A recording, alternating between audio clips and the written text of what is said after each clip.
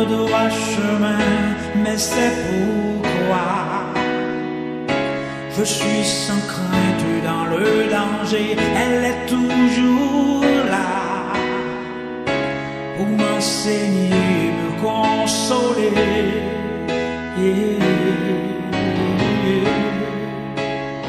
Ta parole est vivante, lumière du monde. Bien-aimés frères et sœurs, le message que je récite pour vous ce matin de la part de notre Seigneur contient des ingrédients essentiels et nécessaires pour votre croissance spirituelle.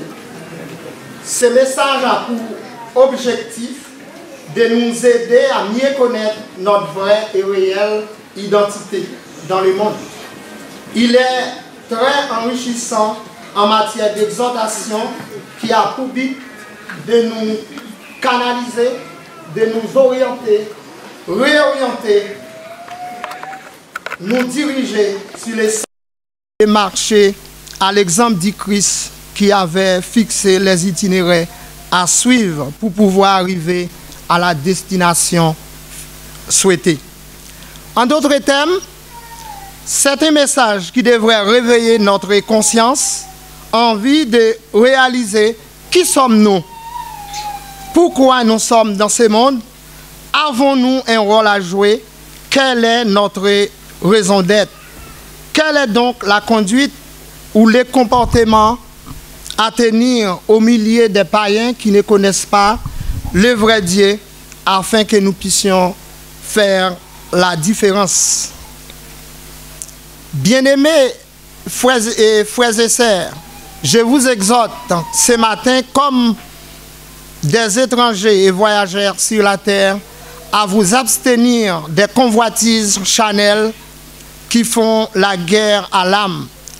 Oh, chers amis, frères et sœurs, ce matin, quand je considère cette déclaration de l'apôtre Pierre, en l'examinant très sérieusement, et j'ai fini par comprendre qu'elle renferme un puissant et profond message pour vous et moi. C'est pourquoi j'aimerais de prime abord attirer votre attention sur des choses très importantes qui sont des thèmes très forts employés par l'apôtre Pierre. Étrangers, voyageurs, abstinence. Pourquoi, dans ce contexte, l'apôtre Pierre a-t-il considéré les chrétiens, ses frères et sœurs, comme des étrangers ou voyageurs disséminés en Asie mineure? Bien qu'en réalité, c'est ce que vous et moi, nous sommes.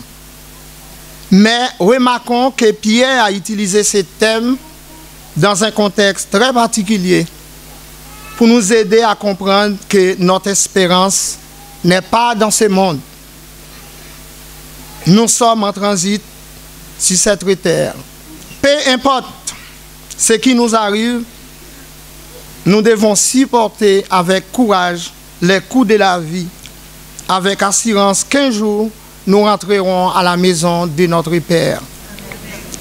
Pour bien comprendre les contextes étrangers, il faudrait retourner dans l'Ancien Testament où il est utilisé pour la première fois par Abraham dans Genèse 23, verset 4.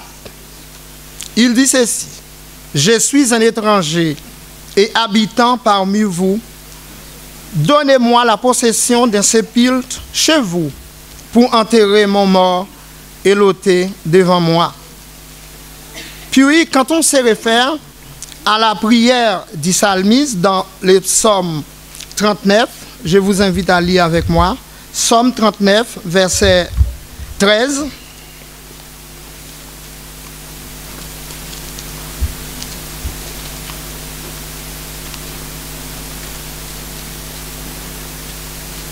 Écoute ma prière, Éternel, et prête l'oreille à mes cris. Ne sois pas insensible à mes larmes, car je suis un étranger chez toi, un habitant comme tous mes pères.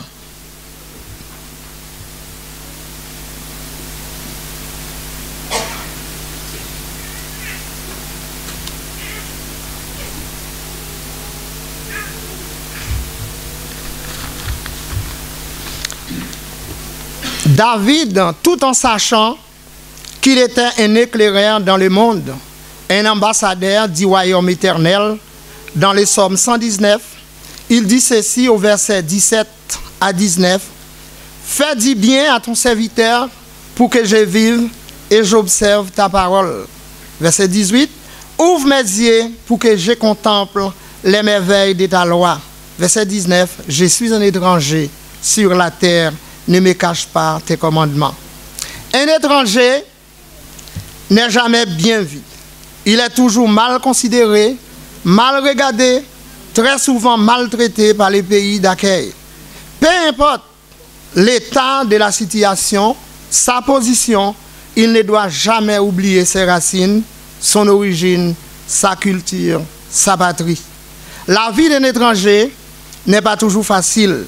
En tant qu'étranger et voyageur, il est important de savoir que nous sommes des passages, car tout passera un jour, la terre et ce qu'elle renferme. En effet, nous devons réjouir du fait que nous ne soyons esclaves de quoi que ce soit dans ce monde, car Christ nous a libérés et nous sommes en route vers la maison du Père qui nous aime tant. C'est pourquoi, quand nous chantons les vers insérés au numéro 407 de notre hymne louange, nous sentons le besoin de quitter cette terre. Je ne sais pas pour vous, est-ce que vous êtes heureux sur cette terre? On peut se lever le matin très bien et en retournant du travail, on a une cinquantaine de problèmes. Parce qu'au cours de cette semaine, j'ai un très bon ami avec qui on a l'habitude de discuter toujours. Il n'est pas malade, sa famille se porte bien. Et pourtant, quand il m'a expliqué certaines choses, puisque c'est mon ami, j'étais triste. J'étais triste. C'est pour cette raison, vous et moi, nous devons savoir que nous sommes étrangers sur cette terre. Mais, heureusement, nous avons notre Père Céleste qui nous a promis quelque chose de meilleur. Bien-aimés, frères et sœurs, voyons ce que dit l'apôtre Paul dans Hébreux 11, les versets 13 à 16.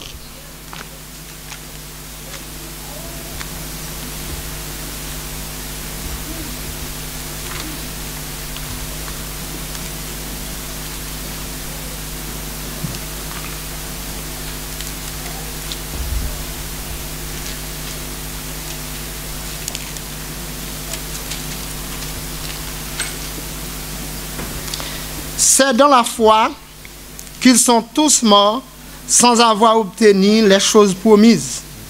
Mais ils les ont vus et salués de loin, reconnaissant qu'ils étaient étrangers et voyageurs sur la terre. Ceux qui parlent ainsi montrent qu'ils cherchent une patrie. S'ils en avaient une, celle d'où ils étaient sortis, ils auraient eu le temps d'y retourner.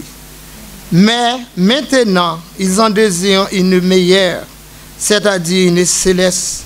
C'est pourquoi Dieu n'a pas honte d'être appelé leur Dieu, car il les a préparés une cité céleste. Qu'est-ce que vous dites, frères et sœurs? Amen. C'est pourquoi nous aussi, nous avons intérêt à lutter, tout en restant fidèles à notre Dieu, en ayant un comportement digne et une conduite appropriée selon les préceptes divins. En tant qu'étrangers et voyageurs, ayant pris la connaissance de notre destination, la démarche à entreprendre est de mettre en route notre GPS qui est là pour pouvoir nous fournir toutes les indications nécessaires que nous avons besoin pour ne pas faire fausse route. Ce matin, en cet instant, j'ai une question à vous poser. Frères et sœurs bien-aimés, l'église de Maranatha, quel quel est votre GPS? Si vous en avez un moyen de navigation, quel est votre GPS? Guidage par satellite. Vous en avez une? La parole de Dieu. Amen. Amen. Nous n'avons pas d'autre. Et c'est ce qui est bien avec notre Père Céleste qui est dans les cieux. Nous, quand on demande à nos enfants de faire quelque chose, il se peut qu'on se trompe, mais Dieu ne se trompe pas. Dieu ne se trompe pas. Il a tout mis à ma disposition, à votre disposition, pour que nous soyons bien, parfaits et saints à toute bonne œuvre. Lisons en 2 Timothée 3, verset 16, 17.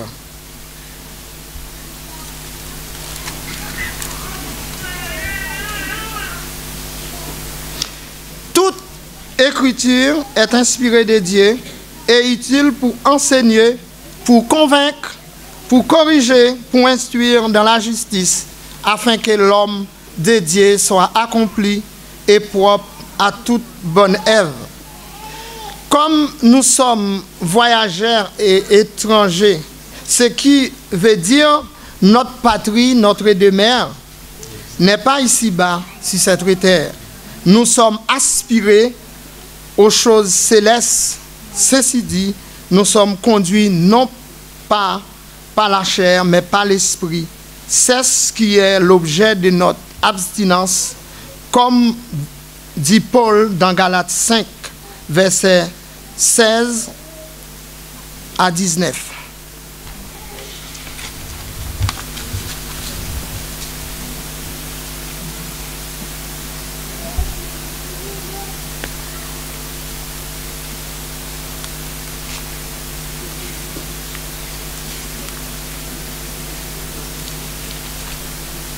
Alors je lis pour vous. Galates 5, versets 16 à 19. Je dis donc, marchez selon l'esprit et vous n'accomplirez pas les désirs de la chair. Car la chair a des désirs contraires à ceux de l'esprit et l'esprit en a contraire à ceux de la chair. Ils sont opposés entre eux afin que vous ne fassiez point ce que vous voudriez. Si vous êtes conduits par l'esprit, vous n'êtes point sous la loi. Or, les œuvres de la chair sont manifestées, ce sont l'impudicité, l'impureté, la dissolution.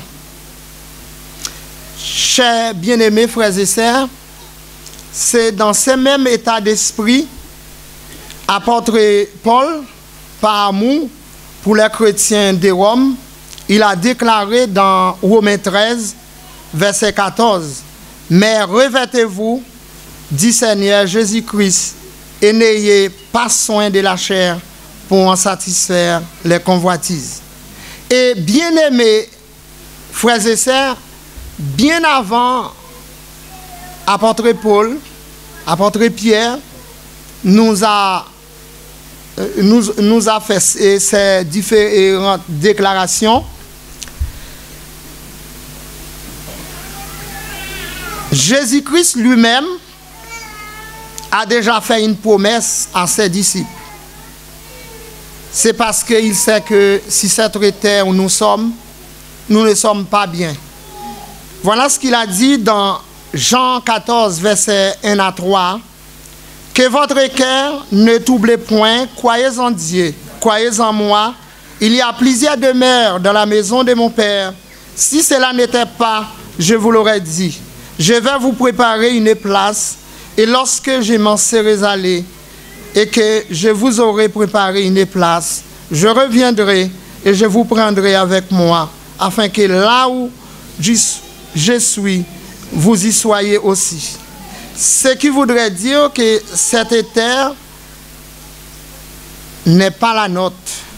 Donc, nous sommes des passages. Nous devons faire des plans pour ce que Dieu nous a réservé en haut.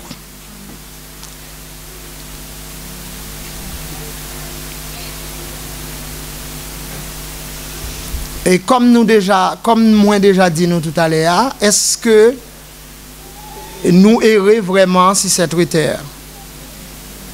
Non? Nous ne sommes pas errés sur cette terre.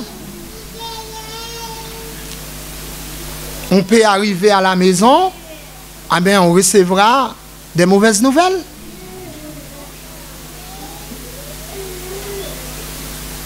Malheureusement. Comment vous et moi, en tant que chrétiens, nous pouvons avoir une bonne conduite au milieu des païens? Étant donné que nous sommes des chrétiens, nous vivons dans une société dépravée où la morale n'existe plus. La morale n'existe plus. Puisqu'elle atteint son sommet, nous qui sommes les enfants de Dieu, ce que nous devons faire, nous devons rechercher toujours ce qui est bien, non seulement devant le Seigneur, mais devant les hommes. Pas nos façons de faire, être honnête et irréprochable, de façon à briller comme des flambeaux dans le monde. Alors, je vais vous dire quelque chose qui m'est arrivé il y a quelques jours de cela. Dans mon travail, j'ai pris en charge 4 personnes qui ne parlent pas français. Elles sont des anglophones. Elles viennent de l'Australie, très loin. Comme c'est une course qui m'a été donnée par une plateforme, et puis c'était une course pour 9h30. Quand je suis arrivé, il y en a 2 qui sont arrivés. On s'est dit bonjour. Et après, les 2, c'était des personnes de 3e âge. Bon, comme vous connaissez 3e âge. Et puis, je disais au couple, est-ce que vous êtes prêts, je peux partir? Ils m'ont dit non, il y en a des autres qui vont arriver.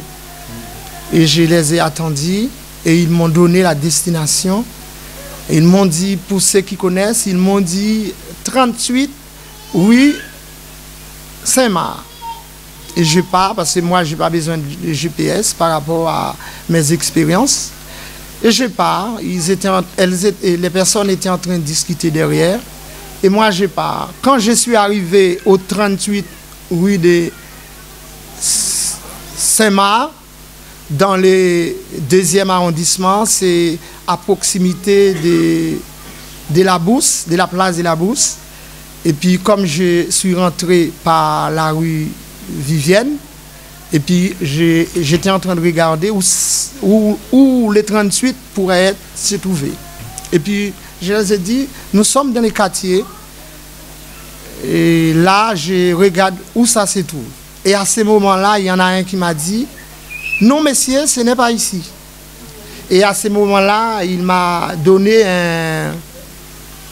un papier, je regardais, et j'ai vu, c'était 38 rue Saint-Maur, qui est dans le 11e arrondissement de Paris.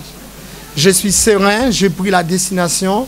Quand je suis arrivé au 38 rue Saint-Maur, dans le 11e, j'ai dit, vous êtes arrivé. Et c'est les messieurs qui étaient à côté de moi, comme c'était 4 personnes, et puis je lui ai dit, la course, je me suis mis au dit, j'ai dit, la course, ça fait, il y avait, comme c'était une réservation, il y a 7 € pour la réservation, et 30 € 40 sur le compteur. J'ai dit, ça va vous faire 37 € 40, le total, l'addition. Et puis le monsieur qui est devant, il dit non, il ne paye pas. Il ne paye pas les 7 €, il me donne 30 €. Je suis descendu, il y en a une femme qui s'exprime très bien en français. Je lui ai expliqué, je lui ai dit, c'est une réservation, les 7 €, il faut payer. Le monsieur qui était devant, il a passé la main au cou de sa femme et ils se sont partis. Je dis, ce que vous faites n'est pas bien. Et je dis, de toute façon, l'argent n'est pas pour moi, c'est tout. Dieu a une partie dedans. Je pars, j'avance un peu plus loin et j'ai eu un autre client. Et je continue à travailler. Je dis, l'Éternel pourvoira. Et 2 temps après, la plateforme m'a appelé pour me dire, Monsieur Titus, il y a un client, vous avez pris en charge aux environs de 9h30. Ces clients ont oublié quelque chose dans la voiture. Je disais en général, quand un client a oublié quelque chose, c'est tout de suite. Parce que nous ne pouvons pas savoir ce que le client a oublié derrière, parce qu'il y a d'autres passagers qui arrivent. En général, quand quelqu'un oublie quelque chose, c'est le passager suivant qui nous signale. Et j'avais un client dans la voiture, je suis descendu, je lui ai posé la question, est-ce que vous avez trouvé quelque chose? Parce que j'ai déjà pris plusieurs d'autres clients. Elle m'a dit non, il n'y a rien. Je me suis descendu, je regardais, il n'y a rien. La plateforme était en train de m'attendre parce que ça prouve c'est quelque chose d'important. Et je regardais, je disais à la plateforme, non, je n'ai pas trouvé la chose. Et je n'ai pas trouvé la chose, je continue. La plateforme m'a réappelé pour me demander, et pour me dire que c'est quelque chose qui est tombé à côté de la porte. Et là, j'ai dit, peut-être c'est la personne qui était à côté de moi, le monsieur qui était à côté de moi. Je me suis descendu, je regardais à côté de la porte. Oui, vraiment, il y a un boîtier. C'était un petit boîtier en forme d'importable. Je l'ai pris, je l'ai mis à côté de moi. Et puis, je l'ai mis à côté de moi. Et la plateforme me demande dans combien de temps, M. Titis, vous pouvez arriver et à l'adresse et vous avez pris les clients en charge. Et comme moi, j'avais un client dans la voiture, je disais, ne vous en faites pas, je vais déposer mon client et après, j'y vais. J'ai déposé mon client, j'y vais. Je dis, à condition, le compteur sera payé. La plateforme m'a dit, OK, c'est déjà négocié. Je me suis mis en route, comme je n'étais pas trop loin, j'étais à la gare Montparnasse, et pour aller dans les 7e pour les personnes qui connaissent. Je suis arrivé, j'avais 10 € sur le compteur, je me suis mis au 10 et les coupes étaient là pour m'attendre. Il y a un couple qui était là pour m'attendre. Et ils m'ont dit, j'ai pris les boîtiers, je les donne le boîtier, le monsieur a ouvert le boîtier, il a regardé, c'est un boîtier qui avait plusieurs cartes de crédit dedans. Et puis avec de l'argent aussi. Je n'ai pas regardé parce que je ne prends pas l'habitude de regarder ce qui ne m'appartient pas. Et puis, il a ouvert, il a regardé toutes ces affaires. Et il m'a demandé combien vous me devez. Il m'a dit combien je vous dois. Je disais, et c'est la petite somme qui est inscrite sur le compteur. J'avais 10 € sur le compteur. Et il m'a allongé 150 €. Il m'a dit merci monsieur, bonne journée. Ce qui veut dire, frères et sœurs bien-aimés, quand nous sommes chrétiens, nous devons l'être en tout, même dans les plus petites choses. Il y a des choses qui peuvent arriver, eh bien, nous devons dire, l'Éternel pourvoira. Nous ne devons pas nous battre avec les autres. Nous ne sommes pas là pour ça. Nous sommes des chrétiens et nous devons agir comme des chrétiens en tout. Alors, voilà ce que l'apôtre Paul nous dit. C'est un verset tout le monde de l'Église connaît. 2 Corinthiens 5, verset 17, il dit, si quelqu'un est en Christ, il est une nouvelle créature. Les choses anciennes sont passées. Voici, toutes choses sont devenues nouvelles. Chers frères et sœurs bien-aimés, à partir du moment où un homme a rencontré Dieu, eh bien, il doit avoir un changement dans sa vie. C'est-à-dire un avant et un après. Je ne sais pas si vous avez l'habitude d'observer un papillon. D'après vous, une chenille et un papillon, est-ce qu'ils se ressemblent? Ils ne se ressemblent pas. Et pourtant, on nous dit que la chenille, c'est l'ave du papillon. Je me rappelle lorsque je vivais en Haïti, mais ça remonte à très très longtemps, à une époque où Haïti, on plantait le coton. Parce que quand la chenille pénètre dans une plantation de coton, eh bien, elle ne prend pas beaucoup de temps pour ravager. Alors là, nous pouvons voir que la différence, alors qu'un papillon, c'est un insecte qu'on prend plaisir pour contempler. Parce qu'il y en a qui sont multicolores. Et c'est ce que vous et moi, nous devons être. Parce que nous sommes des chrétiens, nous sommes des hommes et des femmes nés de nouveau. Des hommes et des femmes qui ont de grandes valeurs aux yeux de Dieu. Nous devons être imparfaits pour la société dans laquelle nous sommes. Il veut dire, ce qui veut dire que on ne peut pas confondre un papillon et une chenille. Même si nous vivons dans ce monde, nous ne sommes pas du monde. C'est vrai, on peut avoir des amis qui ne connaissent pas Dieu, qui ne partagent pas notre foi. J'en ai, comme tout le monde.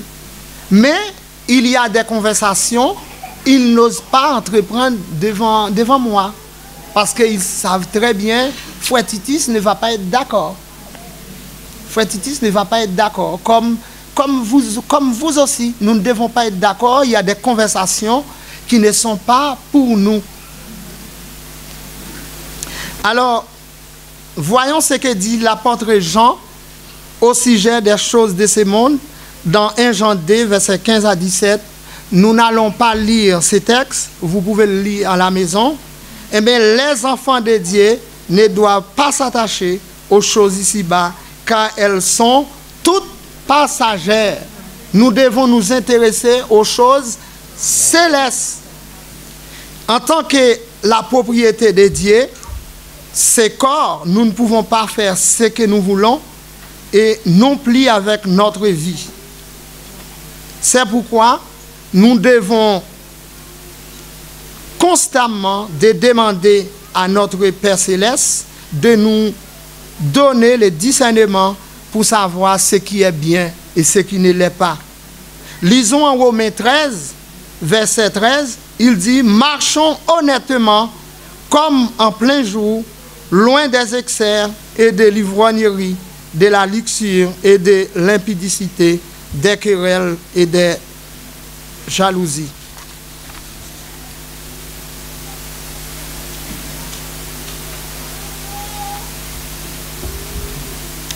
Et ces versets, nous venons de lire. D'après vous, est-ce que Dieu nous demande de faire des choses impossibles? Non. C'est que nous appartenons à Dieu. Cela signifie que nous sommes des enfants de lumière. Puisque Dieu lui-même est la lumière, nous ne devrions pas vivre comme ceux qui sont dans les ténèbres.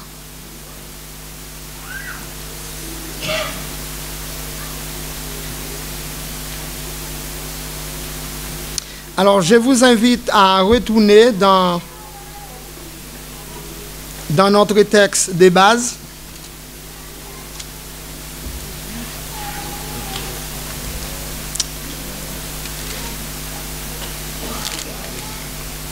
Alors, 1 Pierre 2.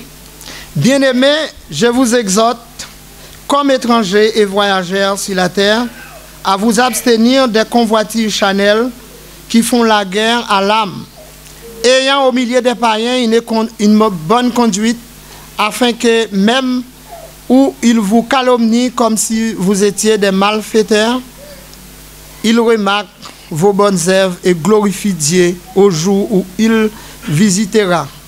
Alors nous continuons avec les versets 13 jusqu'à 17. Soyez soumis à cause du Seigneur à toute autorité établie parmi les hommes, soit au roi comme souverain, soit au gouverneur comme envoyé par lui pour punir les malfaiteurs et pour approuver les gens des biens. Car c'est la volonté de Dieu qu'en pratiquant les biens, vous réduisez au silence les hommes ignorants et insensés. Étant libres, sans faire de la liberté un voile qui couvre la méchanceté, mais agissant comme des serviteurs de Dieu. Honorez tout le monde, aimez les frères, craignez Dieu et honorez les rois. En quoi devons-nous nous soumettre aux autorités? Nous qui sommes les serviteurs de Dieu, nous devons obéir aux lois du pays dans lequel où nous sommes. Dès que ces lois ne nous demandent pas de faire des choses contraires à notre foi. Je ne sais pas si vous avez déjà imaginé si nous étions dans un pays où il n'y a pas de loi. Est-ce que ce matin, nous pouvons venir ici tranquillement pour adorer notre Dieu? Parce qu'il y a des pays actuellement dans le monde, eh bien, comme il n'y a pas d'État, eh bien, c'est difficile pour les chrétiens de vivre. Difficile pour les chrétiens d'adorer le sabbat matin. Parce que si nous étions dans un pays sans autorité, sans loi, eh bien, il se peut que ce matin, vous et moi, des bandits pénètrent dans la salle et nous dire des sorties dans la salle. Des sorties dans la salle. Alors c'est pourquoi nous devons vivre selon les règles du pays où nous sommes. C'est-à-dire se soumettre au contrôle. Respecter le code de la route.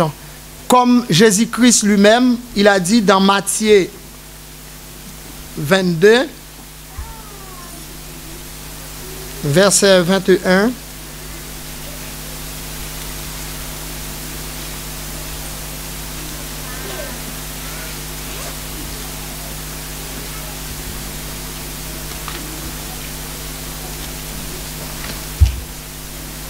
Oui, Matthieu 22, verset 21.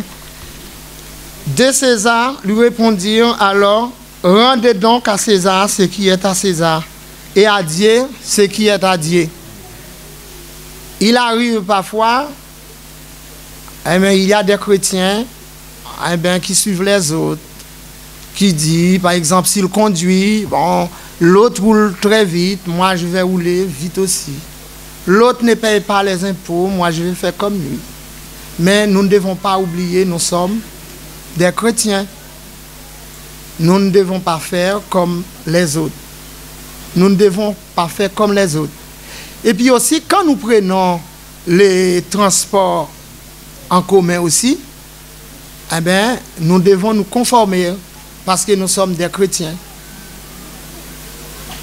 Nous devons nous conformer et vivre comme des chrétiens, comme des hommes de Dieu. Et nous devons avoir un comportement digne de ce que nous représentons. De ce que nous représentons. Alors, juste avant de vous laisser, j'ai quelque chose.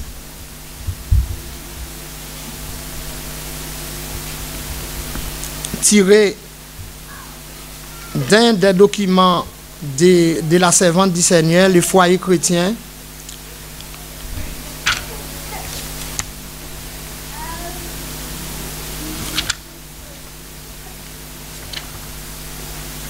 À la page 378.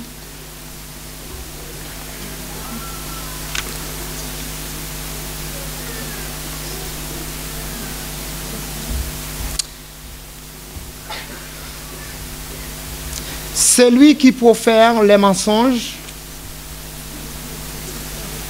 et pratique la fraude perd le respect de soi-même.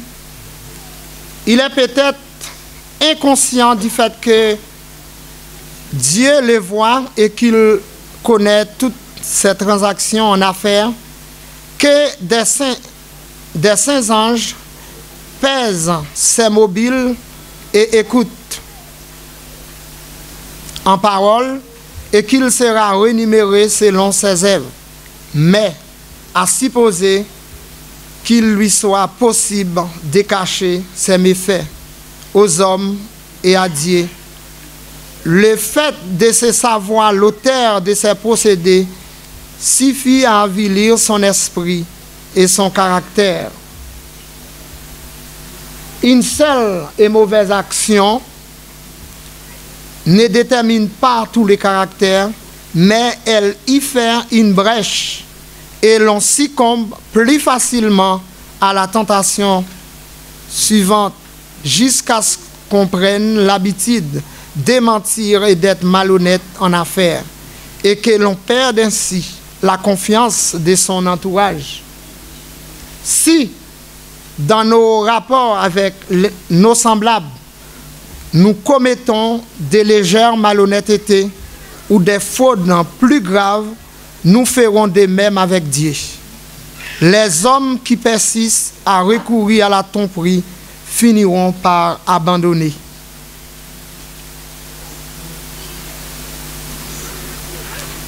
Les principes et par abuser leur propre âme, perdant ainsi le ciel et la vie éternelle. Pour pouvoir obtenir un petit profit temporel, ils n'hésiteront pas à sacrifier leur honneur et la religion elle-même. La cause de Dieu peut en pâtir. Le monde a le droit de s'attendre à une stricte intégrité de la part de ceux qui se disent chrétiens. Point c'est l'homme qui ne soucie pas de payer ce qu'il doit. On risque de juger toute notre dénomination comme indigne de confiance. Ceux qui prétendent à la sainteté devraient faire honneur à la doctrine qu'ils professent et ne pas permettre que la vérité soit outragée par leur attitude inconsidérée. Ne devez rien à personne. Amen.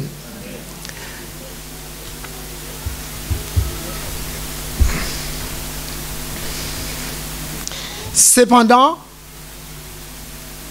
bien-aimés frères et sœurs, en toutes circonstances, peu importe la situation, l'endroit où nous pouvons nous trouver, nous devons nous efforcer à être une lettre ouverte afin d'avoir une bonne réputation aux yeux du monde et de pouvoir être un ambassadeur de Jésus-Christ que nous représentons.